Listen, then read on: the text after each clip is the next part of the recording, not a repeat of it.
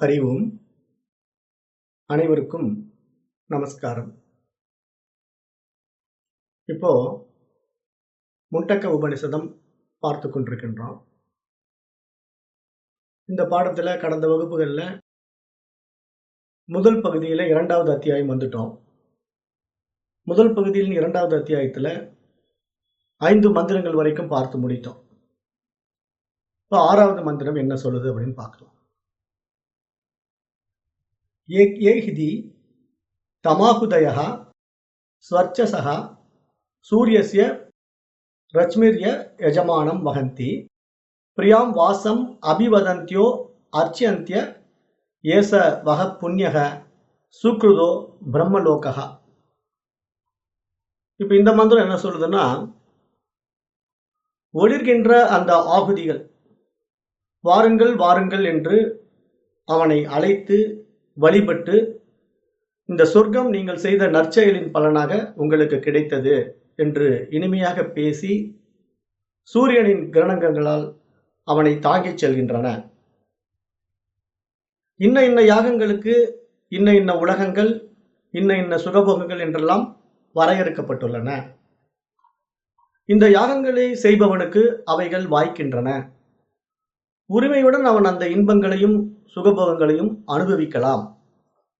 அவன் அளித்த ஆகுதிகளே ஒளி வடிவில் அவனை வரவேற்று இனிய மொழிகள் கூறி உபசரித்து அவனுக்கு அந்த இன்ப உலகங்களை அறிமுகம் செய்து வைப்பதாக கவிதை நயத்துடன் கூறுகிறது இந்த உபனிஷத மந்திரம். அப்ப சுகபோகங்கள் பலவீனமான படகுகள்.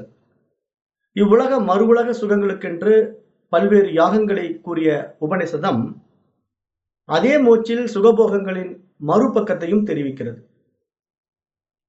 இன்பங்கள் அனைத்தும் நிலையற்றவை. அவைகள் மனிதனுடைய புலன்கள் அனைத்தின் ஆற்றலையும் வீணாக்குகின்றன. வாழ்க்கையோ மிகவும் குறுகியது என்று எச்சரிக்கிறது கட உபனிஷதம். குறுகிய இந்த வாழ்நாளில் நாம் செய்து முடிக்க வேண்டியவைகள் ஏராளம் உள்ளன. உடல் சுகமும் உள்ளீடற்ற போகங்களுமே எல்லாம் என்று கொண்டு அவற்றை பெறுவதற்காக கர்மங்களையும் யாகங்களையும் நாடி வாழ்க்கையை வீணாக்கக்கூடாது என்று இனி வருகின்ற 4 மந்திரங்கள் எடுத்து கூற இருக்கின்றன. பொதுவாக இந்த மாதிரி விஷயங்களை நம்ம ஆரம்பத்தில் படிக்கும்போது ஒரு சில முரணான கருத்துக்கள் தோன்றலாம். ஆனால் இந்த கருத்து மிகச்சரியான ஒன்று. கர்மயோகம், பக்தி யோகம், ஞான யோகம் என்று பல யோகங்கள் இருப்பது போல இந்த யாகங்கள் கர்மங்கள் அனைத்துமே இல்லறத்தானுக்காக உண்டாக்கப்பட்டவைகள். இல்லறம் ஏற்ற ஒருவன் இந்த கர்மங்களையும் யாகங்களையும் செய்து அந்த இல்லற தர்மத்தில் வாழ்ந்து அதன் மூலம் மறுமையில் பல சுகங்களை தரும் உலகங்களை அடையலாம் என்பது இந்த யாகங்களின் பலன்களாக பார்க்கப்படுகின்றன.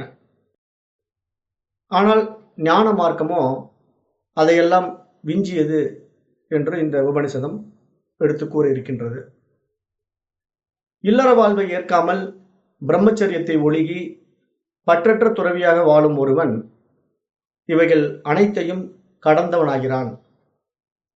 அவன் தியானங்கள், தவம் போன்றவற்றின் மூலம் இவைகளையெல்லாம் தாண்டி பிறவா பெருநிலையை அடைகின்றான் என்பதையே கட உபனிஷதமும் வலியுறுத்தி கூறுகின்றது.